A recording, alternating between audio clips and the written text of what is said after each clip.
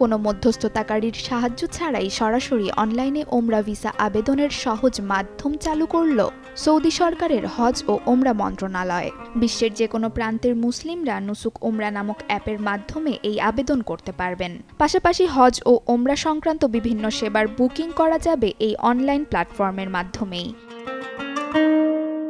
অ্যাপটি ইনস্টল করতে যেতে হবে গুগল প্লে অথবা অ্যাপেলের অ্যাপ স্টোরে।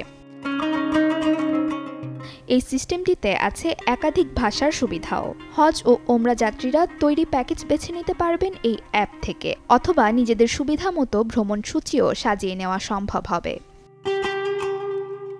এই উদ্যোগটি সৌদি আরবের ভিশন 2030 এর একটি প্রতিফলন, যার লক্ষ্য ওমরা ও হজকে সারা বিশ্বের লাখ লাখ মুসলিমদের জন্য আরও সহজলভ্য করে তোলা।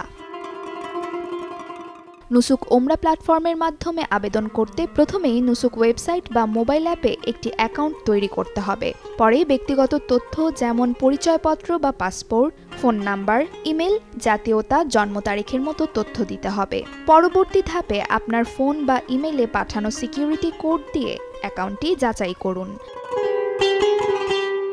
অ্যাকাউন্ট তৈরির পর ওমরা সার্ভিস নির্বাচন করে পছন্দের তারিখ ও সময় বেছে নিন। আর যদি পরিবার বা বন্ধুদের সঙ্গে ভ্রমণ করেন তাহলে তাদের সাথে যোগাযোগ করুন।